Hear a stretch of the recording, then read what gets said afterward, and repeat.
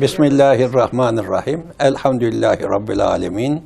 Ve salatu ve selamu ala Resulüne Muhammedin ve ala alihi ve sahbihi ecmain.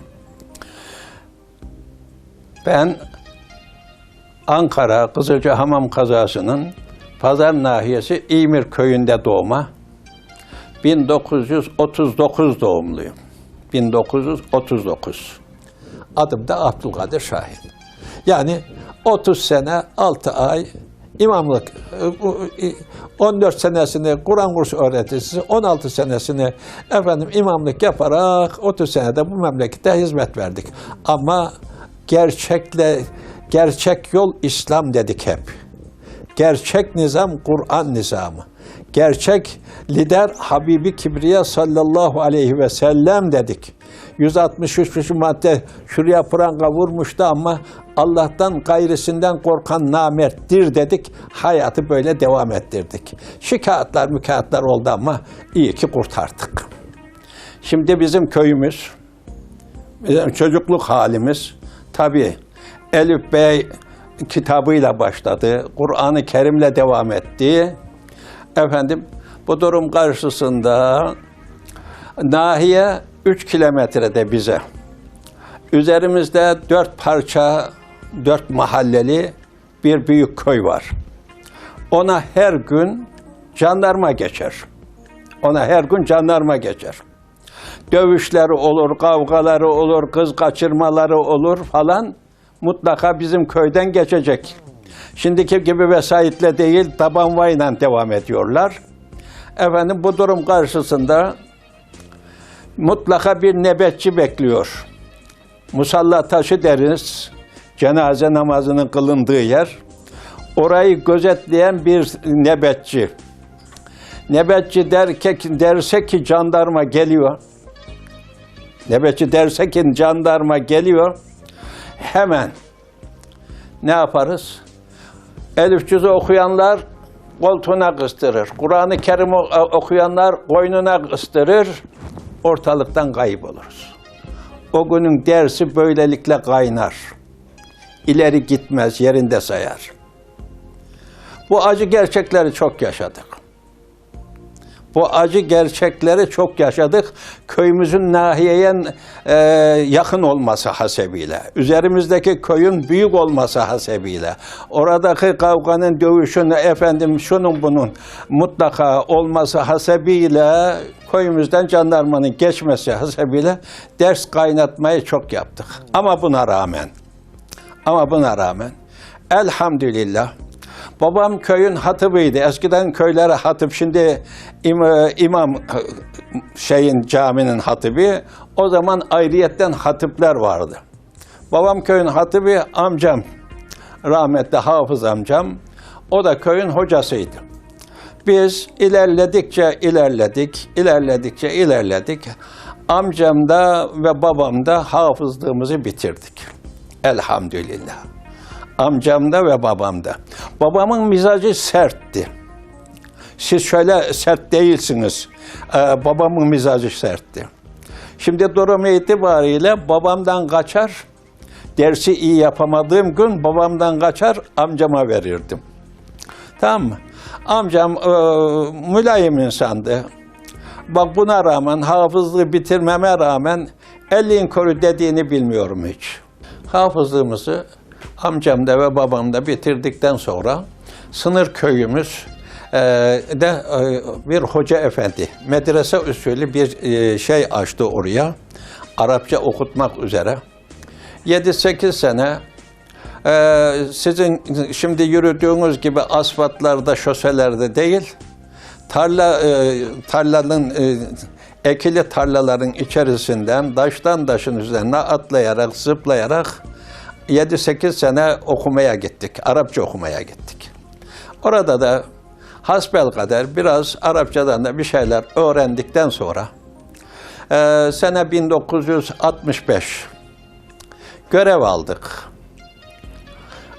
Görev alınca biz görevi şöyle aldık, Kur'an kurs öğreticisi olarak 64 tane talebeyi bir kapıdan koyduk, bir kapıdan çıkarttık. Onlara gerekli bilebildiğimiz kadarını, ilmihallerini, Arapçalarını, fıkıh, akaid, ahlak derslerini vermeye çalıştık. Beşer iktizası. Tabii bizim memleketin iyi adamlarının olduğu gibi kötü adamlarının da mevcut olması hasebiyle ben belki Kur'an kurs öğreticiliğini, Kur'an kursundaki talebeye hizmeti çok büyük azmetmiştim. Öyle idrak ediyordum ki, öyle istekli yapıyordum ki o kadar olsun. Buna rağmen benim tayinimi Samsun'un Çarşamba kazasının bir belediyelik yerine bizim tayinimizi çıkarttılar. Babam rahmetlik bana muhtaçtı, hastaydı. Ailem 5 tane çocuğum vardı. Buna rağmen babamı da ilin memleketine götürsek nasıl olur, götürmesek nasıl olur aile. O bakımdan tuttuk, imamlığa çevirdik görevi, gitmedik. Samsun'un Çarşamba kazasına gitmedik. Ama gitmediğimize de sonradan pişman olduk. Çünkü neden? Camideki cemaat hayızdan, nifastan kesilmiş. Koşsa koşacak durumu yok, kaçsa kaçacak durumu yok. Tamam mı? Senin ne demek istediğini de anlayacak durumu da yok. O genç nesil senin benim ne dediğimi anlıyordu. Onlara bir şey veriliyordu. Meğerem orada alım varmış. Ama camideki cemaatte alım yok. Hala şimdi öyle mi? Cidden öyle. Tabi istisna kaideyi bozmaz. Bazı iyi insanlar, alımlı insanlar, istekli insanlar vardır. Zaten öyle olmasa kubbe bir gün çatlayacak ve patlayacak, tepemize dökülecek. Daha dökülmediğine göre demek ki iyilerimizin de var olduğuna da inanıyoruz. Allah bizi iyilerle beraber haşretmeyi nasip etsin. Ben şunu demek istiyorum. Diyorum ki Ya Rabbi, Ya Rabbi her günkü duamda. Ya Rabbel Alemin, o yüce Resulümüzün, Efendimizin, liderimizin, rehberimizin, dünyevi, uhrevi her şeyimizin şefaatlarına bizi nail eyle. Bizi onun şefaatinden mahrum eyleme. Bizi onun livaül hamd ile müsemma olan sancağının altında bütün enbiyalar, evliyalar, sıddıklar, şühedalar, salihler, haccı mebrur olarak hac yapanlarla beraber ve bil cümle geçmiş mevtalarımızla beraber ve bil cümle dostlarımızla, kardeşlerimizle beraber olmayı da bizlere nasip ve müyesser eyle Allah'ım diyoruz. Arkasından duramıyoruz, diyoruz ki Ya Rabbi, Ya Rabbi, Ya Rabbel Alemin, dinimizi, imanımızı, mukaddesatımızı, edebimizi, hayamızı, namusumuzu, şerefimizi, nikahımızı, tevbemizi, makbul olan ibadetlerimizi her zaman, her yerde ve her mekanda son nefesimize kadar korumayı, son nefesimizde kelime-i şehadetler, kelime-i tevhidler, istiğfarı tevbeler, salavat-ı şerifeler getirerek kamil iman ile, yüz beyazlığıyla huzuruna kavuşmayı bizlere nasip ve müyesser eyle Allah'ım diyoruz. Arkasından diyoruz ki Ya Rabbi, Ya Rabbi, Ya Rabbel Alemin, bu son saydıklarımızı imhaya çalışan var mı? Var tabii. İmhaya çalışan kafirlerin, münafıkların, fasıkların, zalimlerin, gafillerin, cahillerin, komünistlerin ve siyonistlerin ve haseten maddi manevi şer kuvvetlerin şerrinden her zaman, her yerde ve her mekanda son nefesimize kadar bizi onların şerrinden koru Allah'ım. Bizi de onlardan olmaktan muhafaza eyle Allah'ım. Allah korusun. Allah korusun.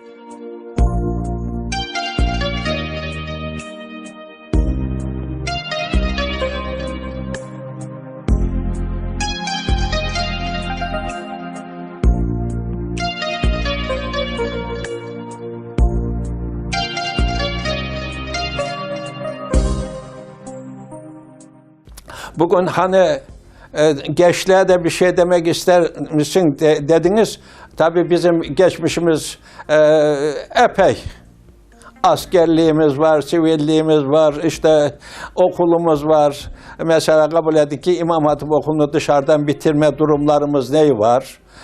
Onları girersek iş daha büyür belki. Ben şöyle diyeyim ki bugünün gençliğine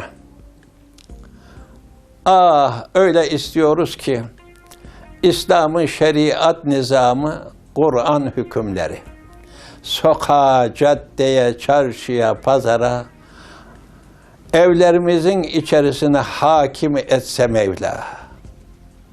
Ya demek ki İslam'ın şeriat nizamını, Kur'an hükümlerini sokaklarımıza, caddelerimize, çarşılarımıza, pazar yerlerimize, evlerimizin içerisine acilen hakim eyle ya Rabbi, acilen hakim eyle ya Rabbi, acilen hakim eyle ya Rabbi. Ne olur? Kur'an, İslam'ın şeriat nizamı, Kur'an hükümleri sokağa, caddeye, çarşıya, pazara, evlerin içine hakim olsa, kurt da hakkına razı olur, koyun da hakkına razı olur. Fakat li hikmetin bizi öyle soysuzlaştırdılar, bizi öyle huysuzlaştırdılar ki mümkün değil şeriatın nizamının gelmesi diyor şimdi. Ama biz siz gençlerden ümit ediyoruz. Diyoruz ki Allah adedinizi, sayınızı artırsın. Dininizi, imanınızı, mukaddesatınızı, edebinizi, hayanızı, namusunuzu, şerefinizi, nikahınızı, tevbenizi, makbul olan ibadetlerinizi koruyacak ilim almaya çalışın. Bu ilim hangi ilimdir? İslami ilimdir. Evet, demek ki İslami ilim, mesela bu dedeniz diyor ki, gelin Müslümanlar diyor. Müslümanlar, yani dünyanın doğusundaki Müslüman, batısındaki Müslüman, kuzeyindeki Müslüman, güneyindeki Müslüman. Gelin Müslümanlar, Rabbimiz Allah'ı, Nebimiz Muhammed'i, dinimiz dini İslam'ı, kitabımız Kur'an-ı Azimüşşan'ı, kıblemiz Beytullah'ı, ilmel yakin öğrenelim. Hakkal yakin yaşayalım. Aynel yakin bu gözlerle Rabbimizi, gayba inandığımız Rabbimize aynel yakın şu gözlere görmeye hak kazanalım. İmanın 6 esasıyla da İmanın 6 esasını da iyi anlayalım, iyi belleyelim, iyi dinleyelim. Tepeden tırnağa da tasdik edelim. İslam'ın şeriat nizamını, efendim o saydığım 5'i bu 6'yla şöyle diyorum, berçinleyelim. Dağılmasın, parçalanmasın. Dağılırsa, parçalanırsa ne olur? Savrulur, toz olur, toprak olur, yok olur. Bize bunlar çok lazım. Bugünün Müslümanı, bugünün ben de Müslümanın diyeni, işte dediğimiz gibi 4 tane yön var. Dünyanın doğusu olsun, batısı olsun, kuzey olsun, güney olsun. Ehlinin önüne oturacak, ben Müslüman olacağım diyorsa, ehlinin önüne oturacak, bu saydıklarımızı iyi öğrenecek, iyi belleyecek, iyi anlayacak, iyi de mucibince amel edecek, dünyasını da mamur edecek, ukbasını da mamur edecek. Şu dünya fani, ukba baki. Dünya, o baki alemin kazancı da burada, baki alemin kazancı da burada. Hani birisi orada, birisi burada değil. İkisini de burada kazanacağız. Hiç ölmeyecekmiş gibi dünyamızı imar, hemen ölüverecekmiş gibi de ahiretimizi imar etmek mecburiyetindeyiz. Siz gençler de iyi düşüneceksiniz. Hele biz yaşlıların pili bitmiştir. Tamam. Onun için gayretimizi artırmayı nasip eylesin. Yani bugün bizim şu yavrularımızı, ben Ankaralıyım. Ankara'nın da batısında oturuyoruz. Şimdi durum itibariyle Ankaralılara bazen seslendiğimiz zaman 30 sene 6 ay resmi görevim devam etti benim. İşte Kur'an kurs öğreticiliği, ondan sonra imamlığa çevirdik. 30 sene 6 ay. Hala daha da gönlümüz çekiyor. Bacak sağlam olsa yani halka yani iyiliği emretmeyi, kötülükten nehyetmeyi gönlüm çekiyor. Tamam mı? Ankaralılara bazen hitap ettiğim zaman diyordum ki ya Ankaralılar, şu vadilerin içerisindeki şu doğusundan batısına, kuzeyinden güneyine, bu vadilerin içerisindeki nimet sizin olsa da yavrularınıza miras bıraksanız onları cehennemden kurtaramazsınız. Ama Ankaralılar, onlara ef'ali mükellefini öğretirseniz, farz, vacip, sünnet, müstehap, mubah, haram, mekruh, müfsidi öğretirseniz, o zaman siz yavrularınızı cehennemden kurtarabilirsiniz diye onlara böyle hatırlatma yaparım. Çünkü bir Müslüman, tabii şunu da söylemek gerekirse, bir Müslüman yapacağı ibadetin, itaatın, zikrin, fikrin, duanın, niyazın içerisinde farzı arayacak, bulacak ve yerinde yapacak. Vacibi de arayacak, bulacak ve yerinde yapacak. Sünneti arayacak, bulacak ve yerinde yapacak ki farzı, vacibi ikmal edecek. Müstehabı da Müslüman arayacak, bulacak, müstehabı da işleyecek ki o yaptığım amele 1'e 10, 1'e 70, 1'e 700, 1'e 1000 mükafat alsın. Ya bugünün Müslümanı haramı bilecek ama zerresini yemeyecek, içmeyecek. Ama atalar öyle diyor. Haram helal ver Allah'ım, seçmez kulun. Labur labur yer Allah'ımda yaşıyoruz şimdi. Gençlerim.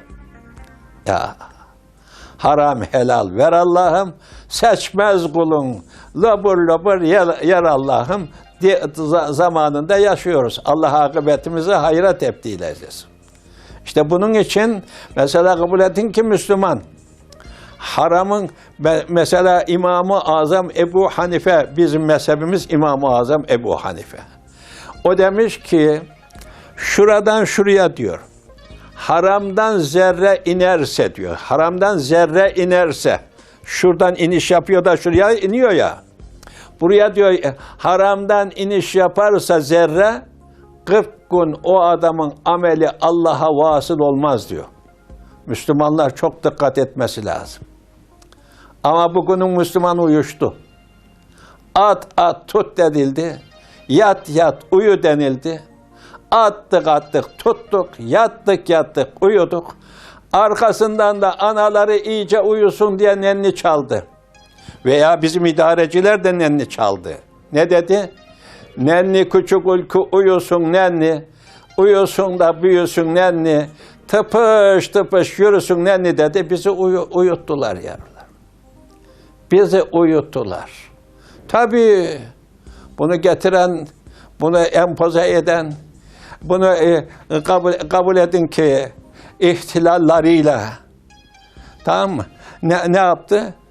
Yani İslam'ın prensiplerini ne yaptı? Adam kaldırdı, onun yerine Avrupa'nın prensiplerini getirdi. Biz de dedik ki öptük başımıza koyduk. Sen getirdin de biz kabul etmeyiz mi dedik. Böylelikle yattık uyuduk. Ama Habibi Kibriya diyor ki ennâsü niyâmun fe izâ mâtu yüzentebehu diyor. İnsanlar diyor uykudadır. Yarın diyor gözlerinden perde kalkacak. Gideceği makamı görecek. Habibi Kibriya öyle diyor. Yani kişi makamını görmeden bu dünyadan çıkmaz diyor.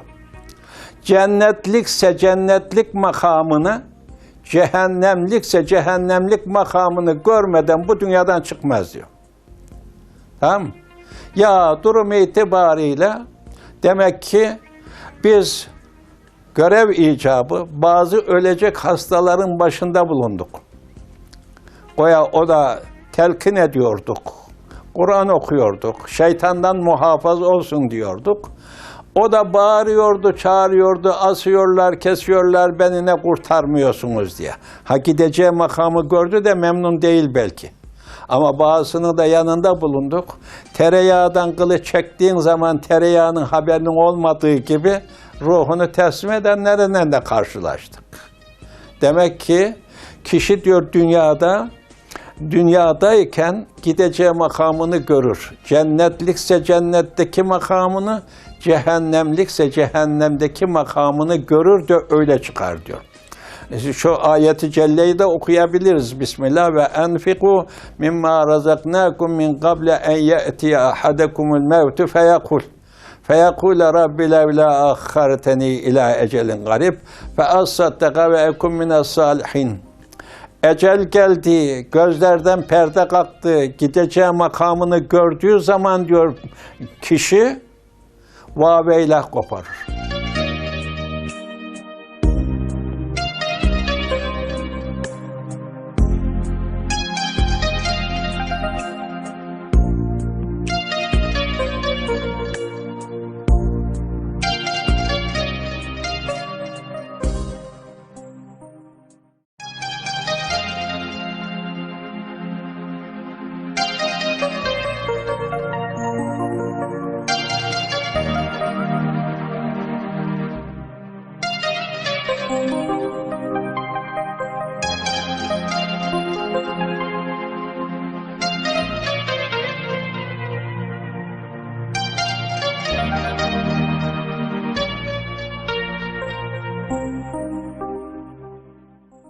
Aman ya Rabbi, etme ya Rabbi, lütfet ya Rabbi, şu yakinen gelen eceli benden tehir et de ben senin yolunda canımı da, malımı da, evladımı da feda edeyim de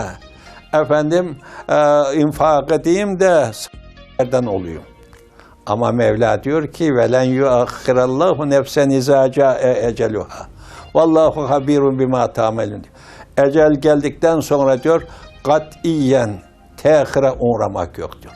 A olsan da yok, paşa olsan da yok, mala sahip olsan da yok, mülke sahip olsan da yok. Öyleyse an bu an, dem bu dem, zaman bu zaman, mekanda bu mekan demeli Müslüman. İhtinas sıratel müstakim yoluna girmeli, o hidayet yolundan zikzak yapmamalı, sağa sola zikzak yapmadan hayatını bitirmeli. Tabii biz arzu hal olarak şunu da diyoruz ki, gelin Müslümanlar, dağda gezin, bağda gezin, düzde gezin, ovada gezin, işte çalışın ama arzu halinizi ihmal etmeyin.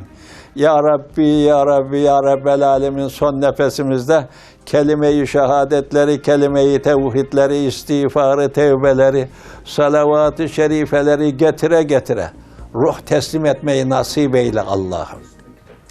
Kime ki nasip olursa yavrum. Yani bu kime ki son nefesimizde kelime-i şehadetler, kelime-i tevhidler, istiğfarı, tevbeler, salavat-ı şerifeler nasip olursa %100 imanlı gittiğinin delili olur. Ya somutursa da hiçbir şeye dili dönmezse, edebiyat profesörüydün ama dilin dönmedi bunlara. Türkçe profesörüydün ama dilin dönmedi bunlara. O zaman niye yarar ki senin profesörlüğün? Ya Yunus Emre'm diyor ki son nefeste söylemezse bu diller, bülbül gibi dilin olsa ne fayda diyor. Ya onun için sizde bizde hepimiz ne yapacağız? Yiyeceğiz, içeceğiz, gezeceğiz, tozacağız ama şu fani dünyada Bunu da isteyeceğiz. Son nefesimizde kelime-i şehadetleri, kelime-i tevhidleri, istiğfarı, tevbeleri, salavat-ı şerifeleri getire getire ruh teslim etmeyi nasip ve müyessereyle Allah'ım diyeceğiz. O zaman bu nasip olursa ne olur? Umduğumuza nail, korktuğumuzdan emin oluruz. Umduğumuz ne bizim? Cennette firdevsi âlâ. Korktuğumuz ne bizim? Cehennemde gayya kuyusu diyor Mevla veya esfele safilin diyor. Onun için de Bakara suresi 201. ayeti celleyi dua makamında okuyoruz ve namazımızın selamından evvel. Ayet şöyle, Bismillah, ve minhum men yekul Rabbena atina fid dünya haseneten ve fil ahireti haseneten ve qina azabennar.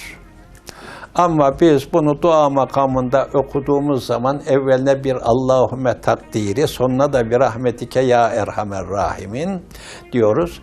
Yani ey bizi yaratan Allah'ımız, yaşatan Allah'ımız, lütfeden Allah'ımız, lütfuna mazhar kılan Allah'ımız bize dünyada ver. Ne? Hasene. Haseneden murat diyor müfessirini ızam, saliha hatundur diyor. Eğer sen kendiniz salih amellisiniz, ameliniz salih, hanımlarınız salihaysa nedir? Şu dünyada cennette yaşar gibi yaşanır. Ya Allah korusun biri salih ama birisi saliha değilse, inanın şu dünyayı zihir eder, cehennemde yaşar gibi yaşatır adama. Onun için biz şunu da diyoruz, aklen, fikren, zikren, güzel gördüklerimiz de hasenedir. Dünya hasenesi. Ve fil ahirete haseneten. Ya Rabbi bize ahirette de hasene ver. Yani bizi cennetine idhal eyle, bizi cennetin nimetlerini tattır. Bize orada biz gaybe inandık, cemalullah'ını gösterip selamun kavlen min Rabbir sırrına mazhar olan kullarından eyle Allah'ım. O haseneyi bize ver diyoruz. Ve gına azabenler bir rahmeti. Ey acıyıcıların acıyıcısı, merhamet edicilerin merhamet edicisi. Bize acı, bizi cehennem azabından kurtar Allah'ım diyoruz. Biz Rükn-i Yemani'den, halbuki bunu namazda da söylesek zararımız olmaz. Dua çünkü. Ama Rükn-i Yemani'den Hacer-ül Esved'e gelirken orada ve edhilnel cennete ma'al ebrar. Ya Azizü, ya Gaffar, ya Rabbel Alemin'i de ilave ederiz. Tamam mı? Yani diyoruz ki ey bizim Allah'ımız bizi iyilerle beraber cennete idhal eyle. İyilerle beraber. İyilerle beraber. Demek ki biz cennete de iyiyle. Çünkü alemlerin Rabbi olan Allah güçlüdür, kuvvetlidir, lütuf sahibidir, bize lütfeder. Onu da isteriz. Ve edhilnel cennete ma'al ebrar. İyi kullarınla beraber cennete girmeni nasip müyesser eyle Allah'ım diyoruz. Onun için de diyoruz ki bugün Müslüman olarak hani dedim ya bugünün Müslümanı şöyle ehlinin önüne diz çökecek, dinini, imanını, mukaddesatını, edebini, hayasını, namusunu, şerefini, nikahını, tevbesini, makbul olan ibadetlerini korumak için şöyle 5 tane kal'a kuracak. Hani bizi dış etkenden koruyan 4 tane duvar, bir tane de çatıya ihtiyaç var. Bunun birisi eksik olsa şurada rahat edemeyiz. Öyleyse bu saydıklarımı da kal'a içerisine almak için birinci kal'a. İlmel yakin, Rabbimizi tanıyacağız.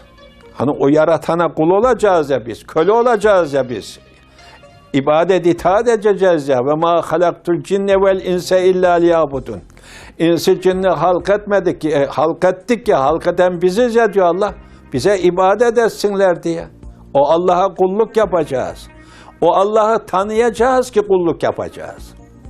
O Allah'ı tanıyacağız ki kulluk yapacağız.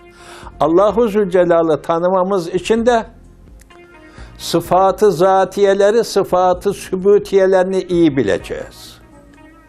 Sıfatı zatiyeler, sıfatı sübutiyeler. İkisi sıfatı zatiyeler 6, sıfatı sübutiyeler 8 tanedir. İkisinin toplamı 14 tanedir. Şimdi durumu itibariyle sıfatı zatiyeleri ne? Rabbisini bilecek. Vücut, kıdem, beka, vahdaniyet, muhalifetün lil havadis, kıyam bi nefsihi. Vücut var olmaktır. Allah'ın varlığı hakkında yokluk düşünmez. Onun için vücut, Mevlam vardır. Vücut, kıdem, varlığının evveli yoktur. Haşa, haşa, evvelinde acaba nasıl bir daha idareci geldi, şu 18 bin alemin yaratıcısı kim idi? Katiyen. Kıdem sıfatıyla. Beka sıfatı ile muttasıftır Allah. Haşa, bu Allah zayi olacak da yerine başka biri gelecek düşünülemez. Onun için Müslüman bunu böyle bilecek. Efendim vücut, kıdem, beka, vahdaniyet, o Allah birdir. O Allah birdir. Mesela kabul edin ki biz Avrupa falan da yaşadık. Birkaç defa görev şu bu şeyiyle gittik. Tamam mı? Bir gün ben böyle oğlumu şeye gönderdim, orada görevli, bunun büyüğü orada görevli Avrupa'da. Onun camisine görevini yapıyorum. O da hac farizasını eda edecek. Gitti. Evet, bir gün beni cuma gün götürdüler camiye, mescitlerine. Efendim oraya varınca biz size konuştuğumuz gibi konuşmaya başladık. Ama bir tanesi şöyle karşımızda oturuyor ama görünümü odur ki ben bunu mülahaza ettim, iftira için söylemiyorum, olay canlıca yaşadım. Biri kendi köyümden birisiydi, tamam mı? Domuz etini çok kaçırdığı için suratını Allah domuz şekline çevirmişti. Şurada oturuyordu. Beni susturmak üzere dedi ki, benim kapının önünden dedi, her gün bir Hristiyan dedi, şu tepedeki kiliseye gidiyor dedi. Allah onun emeğini zayi mi edecek dedi. Ben de dedim ki, hayo dedim, bu bizim köylü konuşmamız. Hayo dedim. Cenab-ı Hak ve Feyyaz-ı Mutlak ve Rabbül Felak Hazretleri dedim, Bakara Suresi 111. ayeti celilede Yahudiler dediler ki diyor Bismillah ve galu ve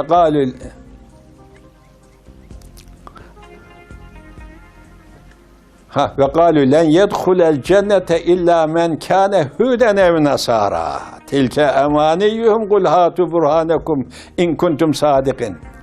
Yahudiler dediler ki diyor, cennete mi gireceksin? Evet, cennete gireceğim. Yahudinin bile cennet gonu çekiyormuş hayo. Tamam. Cennete mi gireceksin? Cennete. Öyleyse Yahudi olasın ki cennete giresin. Bak, Yahudi kendi kanını taşımayan bir insanı yeryüzünde yaşatmayı istemiyor. Onun için kan döktürüp durur, öldürttürüp durur. Derdi o. Tamam. Ya bir de cennete gireceğimiş. Cennete gireceğimiş Yahudi. Arkasından Mevla diyor ki uzatmayalım. Hristiyanlar da dediler ki diyor, şeye mi gireceksin, cennete mi gireceksin? Elbet cennete gireceğim. Hristiyanın da gönlü cennet. Öyleyse Hristiyan olasın ki cennete giresin. Biz de onlara dedik ki diyor Allah, Yahudiler ve Hristiyanlar 1400 küsur sene evvel inzal buyurduğu kıyamet sabahına kadar ayeti cellenin hükmü baki olan ayeti cellede biz de onlara dedik ki Hristiyanlar, Yahudiler, sözünüzde sadıksanız delilinizi getirin. Sizin deliliniz ne? Biz Müslümanların delili. Rabbimiz Allah, temin saydık. Nebimiz Muhammed, dinimiz din İslam, kitabımız Kur'an-ı Azimüşşan, kıblemiz Beytullah. Evet, 5 tane dalı var ama koku İslam. Tamam. Durum itibariyle şimdi Yahudinin Allah inancına bakıyoruz. Yahudinin Allah inancına bakıyoruz. Goya Yahudi Allah'a inanıyormuş. Ama diyor ki Üzeyr Allah'ın oğlu diyor. Demek ki Allah inancı Yahudinin çürük. Çürük madde ne yapılır? Çöpe atılır. Çöpe atılan madde ya acınmaz, acınacak madde de çöpe atılmaz zaten. Durum itibariyle Yahudinin inancı çürük. Hristiyan da goya Allah'a inanıyormuş. Ama ne yapıyor? Yani teslis inancı deniliyor onlara da. Bir diyorlar Allah goya. 2 diyorlar İsa Allah'ın oğlu, o da Allah olması lazım. 3 diyorlar bu ruh. Hiç kimse imal etmedi, ithal etmedi, ihraç etmedi. Değil mi? Ruh diye bir şey imal edildi mi? Duydunuz mu? Tarih kaydetti mi? Ya. Demek ki bu ruhta diyorlar Allah olması lazım. Onların demek ki bu teslis inancıyla inançları çürük. Ama bizim Rabbimiz Allah dedim mi? Bak sıfatı zatiyeleri sayıyorduk. Sıfatı vücut, kıdem, baka, vahdaniyet. O Allah birdir. Kul huvallahu ahad. Allahu samet. Hiç kimse, ya Allah muhtaç değil, her şey Allah'a muhtaçtır. Lem yelit ve lem yulet. O Allah kimseden doğmadı, kimse ondan doğmadı. Nasıl sen isnat edebilirsin? Tamam mı? Onların da Allah inançları çürüt vahdani. Muhalifetün lil havadis. Bütün sonradan olan şeylerden muhaldir Mevla. Hiçbirisine benzemez. Hiçbirisine muhalif. Kıyam bi nefsihi, nefsi ile kaim, başkasının yardımına muhtaç değildir o Allah. Ama bunlar diyorlar ki İsa Allah'ın oğlu, ruh yardımcısı, Allah. Onların Allah inançları da çürük. Öyleyse onu da çöp bidonuna attık diyor. Ben. Durumu itibariyle evet diyorum. Demek ki sıfat-ı zatiyeler, sıfat-ı sübutiyeler, hayat, ilim, semi, basar, iradet, kudret, kelam, tekvin sıfatlar. Allahu Teala haydir, diridir. Diriliğin karşılığı nedir? Ölüm vardır. Allah hakkında muhaldir, katiyen düşünülmez. Tamam mı? Onun için demek ki hayat. İlim, bilmesi mümkün olan her şeyi Allah bilir. Biz neyi biliriz? Az çok bir şey biliriz. O Allah her şeyi bilir. O Allah her şeyi bilir. Hayat, ilim. Semi'a, o Allah işiticidir. Sizin bizim kulaklarımızın bir işitme hududu vardır. Onun haricindekini işitmez. Benim mesela şimdi kulaklar biraz hafifledi. Yaş ilerledikçe. Demek ki haşa bizimkine teşbih etmiyoruz. O Allah'ın işitmesi mümkün olan her şeyi işitsemi. Basar. Görmesi mümkün olan her şeyi görür. Gecenin karanlığındaki en zifiri karanlıktakinin hal ve hareketini görür. Hal ve hareketinin duyması gerekli olanını da duyar Mevla. Ya'lemu hainetel ayunu ve ma tuhfis sudur. Biz diyor gözlerin hain bakışını da kalplerinizde gizlediğinizi de biliriz. Ya.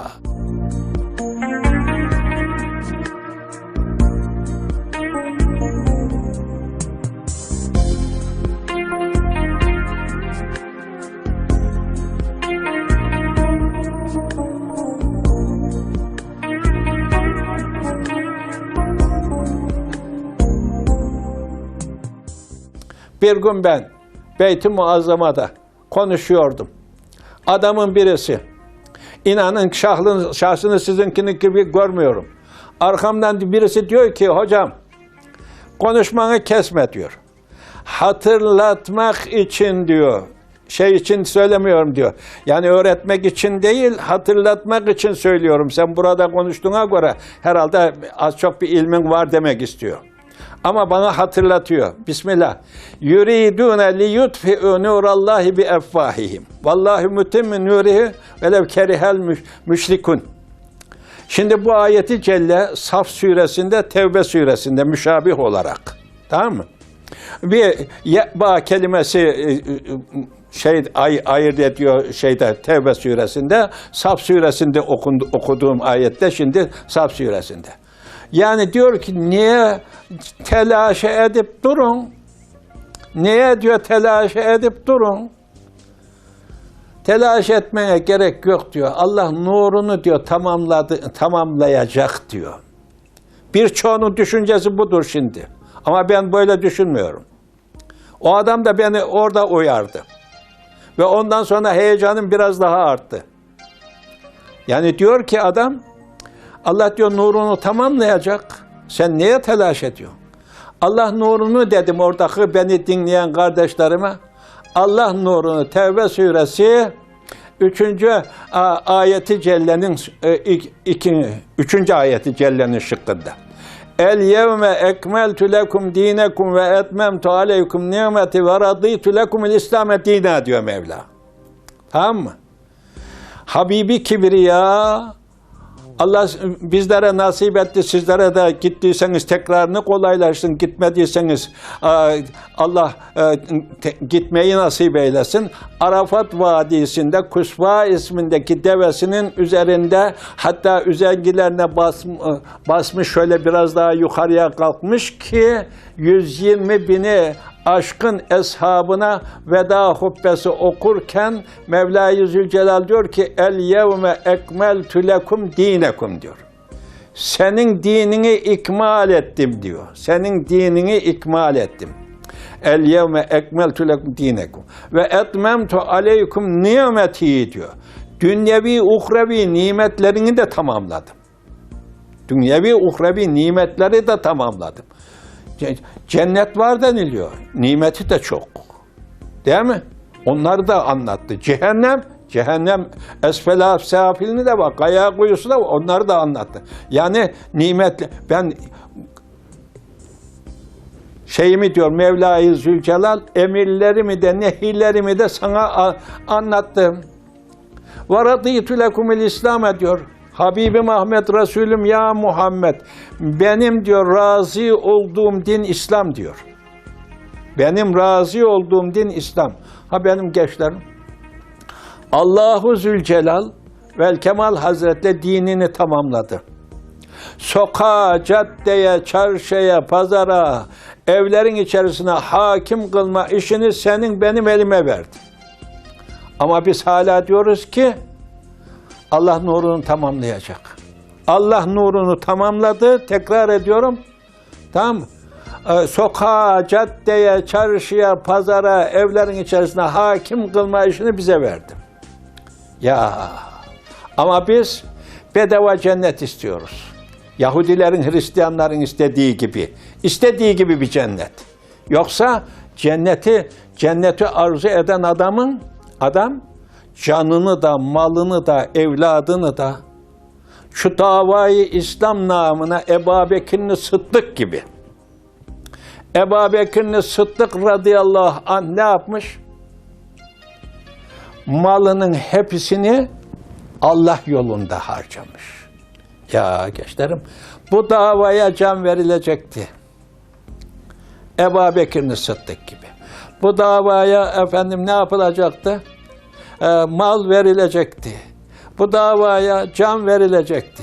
Bizim mallarımız da kıymetli, canlarımız da kıymetli, evlatlarımız ciğer paramız, hiçbirisine kıyamıyoruz ama gavur nizamı sokağa, caddeye, çarşıya, pazara, evlerin içerisine hakim. Hakim. Bundan kurtulmak için de şunu söyleyeyim.